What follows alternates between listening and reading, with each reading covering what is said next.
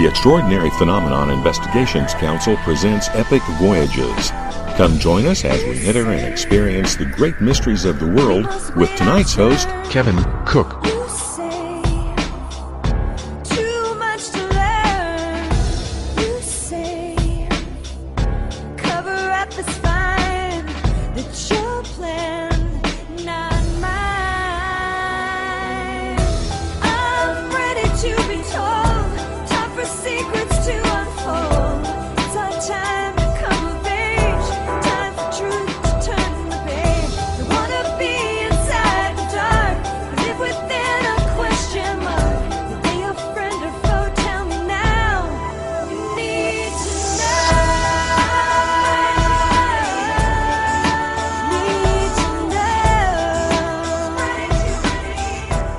Good evening, this is Kevin Cook. I'm glad to be hosting the Epic Voyagers show tonight and be guest host. I appreciate Ken Cherry letting me do that.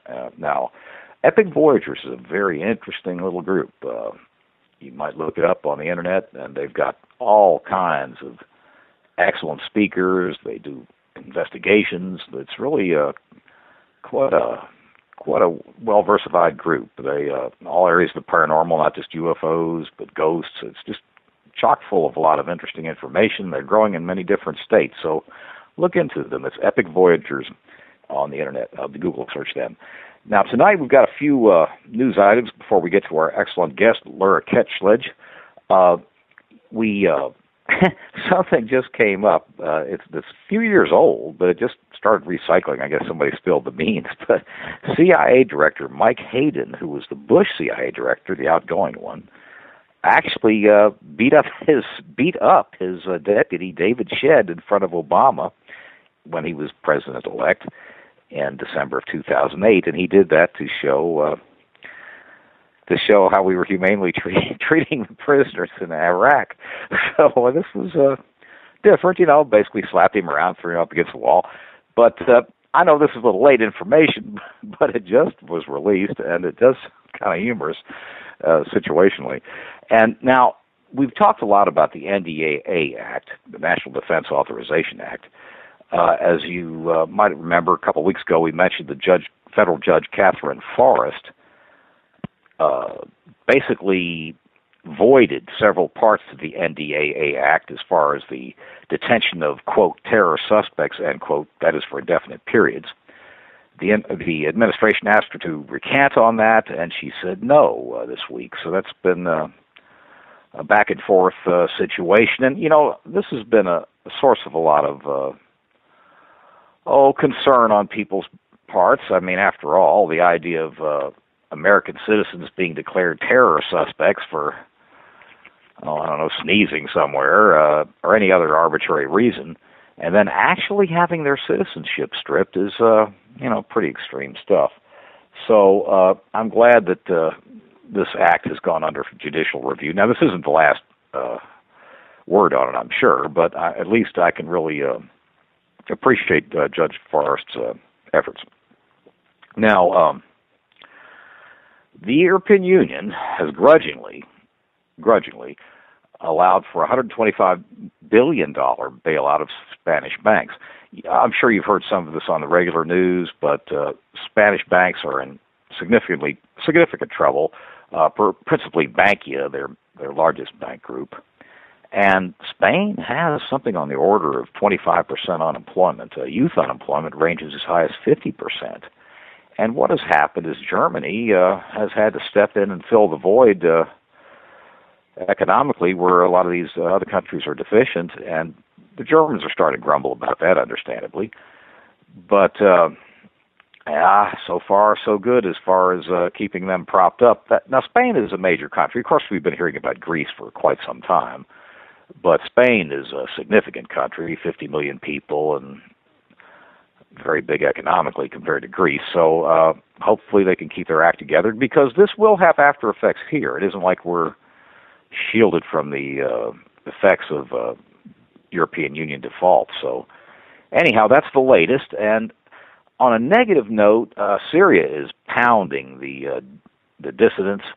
The Assad group is having the military pound them into oblivion, sending little thug groups out to actually shoot people in the houses. It's very similar to what was going on in Bosnia and the Balkan War in the 90s, where they have what would be considered ethnic cleansing, because the Assad ruling clique in Syria is a Shiite Muslim, similar to Iran, and the Sunnis comprise the opposition, so they're using this as a jumping-off point to mow them down. And sooner or later, this is going to potentially be an area where the United States may be drawn into doing something. It's hard to say. But now, of course, Russia has aligned themselves with Syria and that regime, and that's kind of edgy for the Russians to do that, because when this is all said and done, and no doubt in some future point the Assad regime will be overthrown, but it's certainly not going to leave the Russians with a lot of friends in that neighborhood. Now, the next two shows, actually 3 shows, should be pretty interesting for you. Tomorrow night on the Kevin Cook Show, we're going to have 2 guests. One is Heidi Hollis, who's a radio show host on CBS Radio, and she's going to discuss her book on visitations of Jesus. And Heidi's got a lot to offer. She's not going to get into the shadow people tomorrow. We're going to have that on another show, but she also may stay with me for the second half of the show tomorrow to interview Victor Weintraub, who's a interesting fellow. He's an economist, very well educated. He wrote a book called Occupy We the People, Decision Time for America, the dual title, and Occupy We the People, Decision Time for America. And Victor, like I say, he's an economist, and he's also a publisher, and what his premise is, and I have to agree, there's a very good possibility of accuracy in his assessment, is that the less we tax the rich, the more recession we have. And, contrary to the Tea Party's little gambit where the rich shouldn't be taxed at all and the poor little slobs should be taxed into oblivion. So we're going to have a very controversial show tomorrow, and Heidi will stay on and help me interview Victor and bring out this interesting story. And the 19th, we're going to have Tom T. Moore, who's the author of The Gentle Way, which is a self-help guide for those who believe in angels, guardian angels, that is. So that's some interesting shows. And then June 26th, we have some EVPs. So there's a lot of stuff going on. And I don't mean to get you all hepped up and let you down. Everything should be just fine for the June 25th interview on this same show that I'll be having with Jesse Ventura. He's scheduled via his publicist to be here the 25th. And Jesse has a new book coming out. The only thing is I haven't gotten the landline from the publicist yet. Now, hopefully that is no problem. And in all likelihood, I don't want to be an alarmist. Everything will be just fine. It's just I'm a little bit, type A personality, and I'd like to have a landline right now.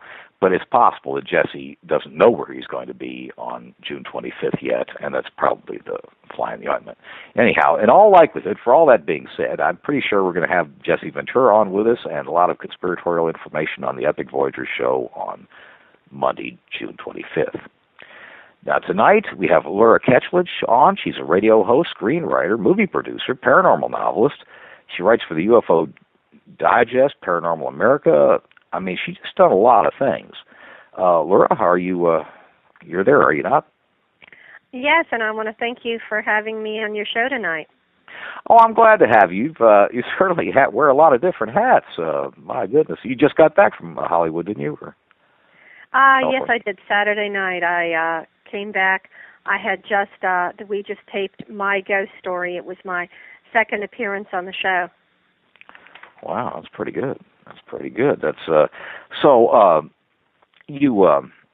That's what network is that on? That My Ghost Story. That's on the Biography channel, and also it's going to be shown on A&E. A&E, very good, very good. And what did you do for these people as far as the input you had? Well, the first time I was on, which is it was filmed in 2010 and it was aired 2011. Was about an apparition outside my window in the previous summer, And it was pretty exciting. It was very exciting to be on the show that first time. Well, that it was. But so you live in Kentucky, right? Yes, I have a little horse farm right outside of Lexington. Oh, that is horse farm area. That is horse farm area, if I recall correctly. It's been quite a few years, but it was real pretty. Yes, it's the horse capital of the world, really. I guess so. I guess it really would have to be. That's what the bluegrass and all this stuff, the Kentucky bluegrass, is it, or? Yeah, what's kind of interesting is when I moved up here from Florida, I mean, I'd never experienced grass like this. This is my grass story. This very limestone, mineral-rich soil, so you get the best grass, and you have to worry about overfeeding your horses. So really? In Kentucky, you have a lot of fat horses. I'll be darned. Well, yeah, I'd always heard it was just a bit. Now, Ocala, they're starting to claim they're the horse capital of the world, but I guess they've got a good ways to go before they could compete with Kentucky. But well, there's a lot going on in Ocala. It's a lovely place. It really is. It really is. I was thinking about moving there some years back, and it's hard to get out of Texas. It has some supernatural hold on you. I guess so. Well, I grew up in Ormond Beach, Florida. That's my favorite town in the world, but Lexington is a close second. I'll bet it is. I'll bet, like I said, it's been, 25 years since I've been there, but it was very nice when I was through there. And I did a little bit of traveling sales through there and there in Louisville, and it was pretty enjoyable. So now, one of the things, what you write for UFO Digest also, or? Yes, I'm a columnist for several paranormal magazines, and the only thing I publish on the magazines is first-person paranormal encounters, my own. Oh, really? Wow. So you've had quite a few, huh? Yes.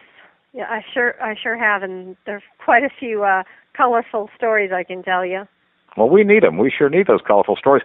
But I guess everybody that has had a backstory connected with this, and I know I don't want to bore the folks with my stories again, but essentially, usually if you're exposed to the paranormal, it usually happens pretty early on in childhood. Is that what happened in your case? Well, or? Kevin, I tell you, I'm I could have been voted in high school the least likely to believe or experience anything paranormal.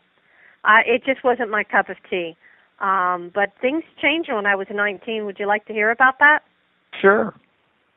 When I was 19 years old, I was killed in an accident and then resuscitated. And in between, really life and death, I mean seriously, between life and death, I had what's called a near-death experience. Mm-hmm. And over 30 years ago, it just wasn't common knowledge. There was no internet. There was nobody to talk to about it. Right. It was pretty dramatic, and I didn't talk to anyone about it. And what I believe happened is after my NDE, I became, I don't know if you call it sensitive. I'm not a psychic. I don't have like a landline to the other side, but I started to witness some paranormal activity. Mm-hmm.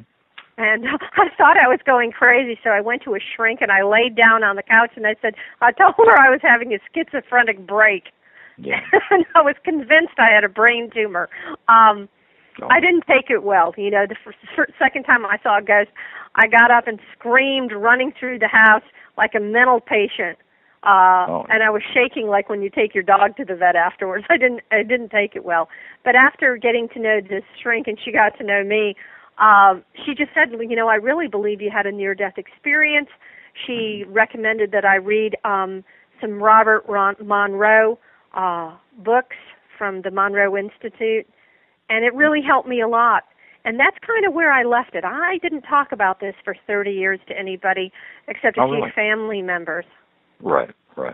Well, we had, not too long ago on the show, we had Diane Corcoran about 3 or 4 weeks back, maybe 5 by now, and she's the president of the Near-Death Studies Association.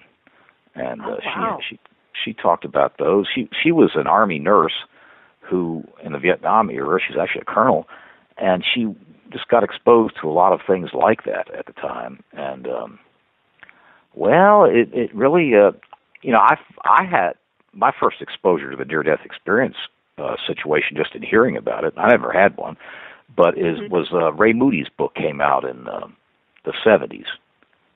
Oh, yes, I've read that. life after life, I guess, and that was the first I'd ever heard of it. But it, subsequent to that, I mean, it's gotten to be quite a well-studied area, and yeah, now finally it is. Finally it is. Yeah, people are a little less sheepish about it, and there's been all kinds of studies come out, even pre-death experiences where there's some visitation of, the deceased relatives and more or less angels of death, if you will, patting you on the head, telling it's going to be all right. People come in to help you through the transition. Yeah, it seems to be. And of course, there's skeptics everywhere, but I don't know. To be honest with you, Lura, from what I've heard and read, it's kind of one of those preponderance of evidence things, like they say in legal venues, is that I'd say the preponderance of evidence is there's certainly something substantial to it. Well, I think I'd be pretty skeptical if it hadn't happened to me. But, in life we have beliefs, like, but when I've experienced this, now it is a known. Yeah, There's exactly. A huge difference for me, a belief and a known fact. Well, what happened exactly? You say you actually died in an auto accident? Oh, it wasn't an accident. It was horses. Oh. I mean, I've clobbered myself pretty good a few times. Oh, the old horse horses, ran away with me when I was riding in Centerville, Virginia. And as I was being thrown like a projectile missile off the horse into a ditch with rocks at a high rate of speed, I never hit the ground. I left my body before I hit the ground. Really? Wow. Yes, and I went into a deep, dark tunnel. And when I had my NDE, I didn't have the religious epiphany that a lot of people do. I didn't go to hell, but I didn't have the big religious epiphany. As far as no angels meeting you or anything of that nature? Or? Deceased relatives, dead relatives came to me. You did have those meet you or not? Pardon? You say you did have them meet you or not? Or? Yes. It's very emotional. Well, that sounds pretty good. Maybe it wasn't angels, but it sounded pretty good. But deceased relatives, that's better than me. I'll probably get a sign to go this way or something like that. Well, it was a shock. It was just a shock all the way around. I don't believe I handled it well. Of course, when you're 19 years old, you don't have any wisdom. You're just reacting to life. You're not really in control of it. Well, more so.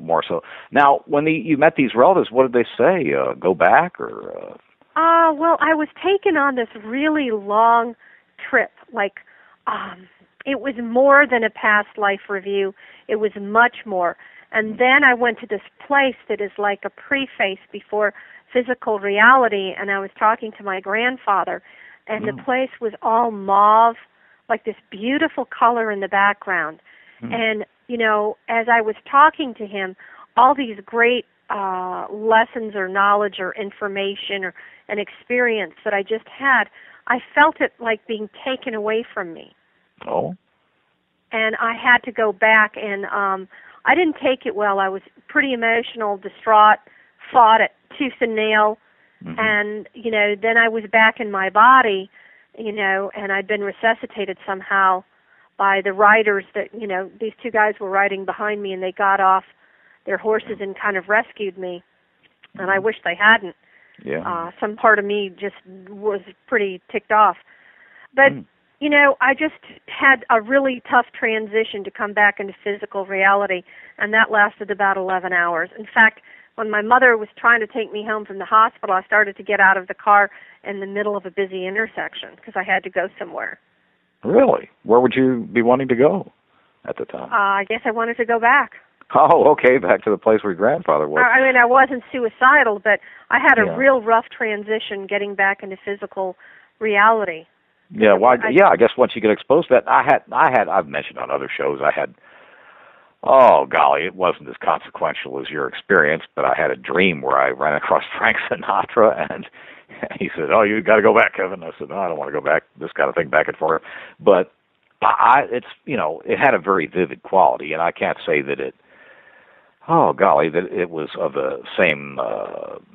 It didn't have the same feel as when I had an out of body experience, but it did have a different feel than a regular dream. And I'm not I'm iffy on that as far as whether that was a real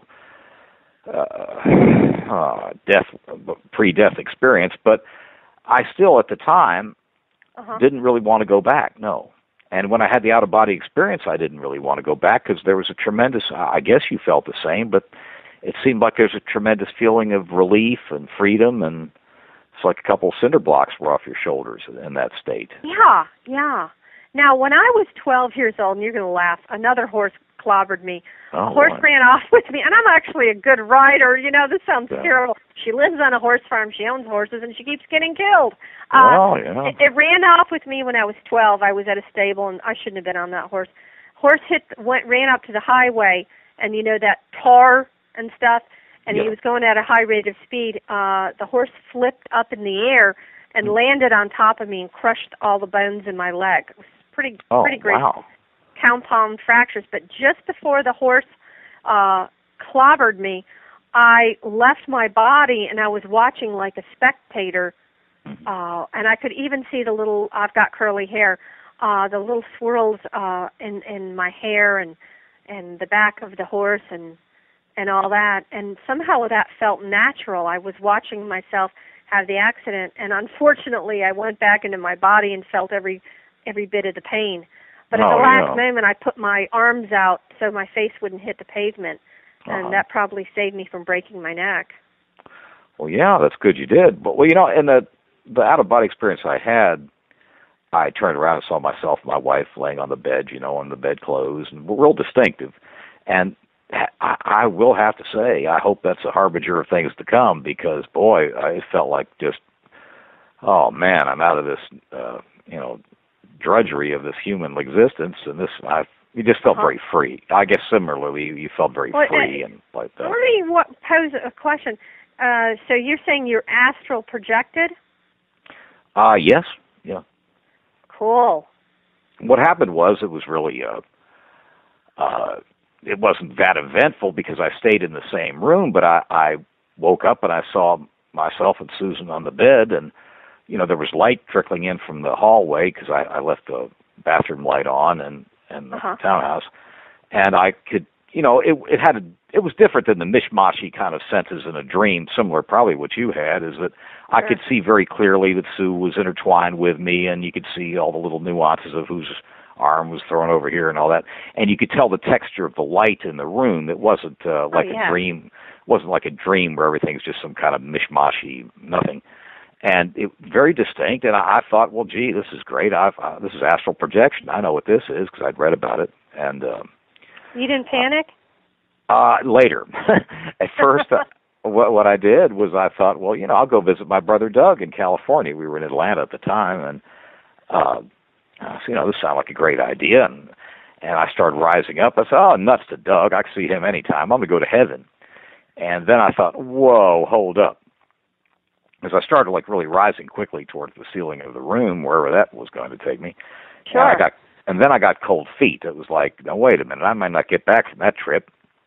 And then I did kind of panic a little bit, but I automatically popped back into the body when the panic feeling started.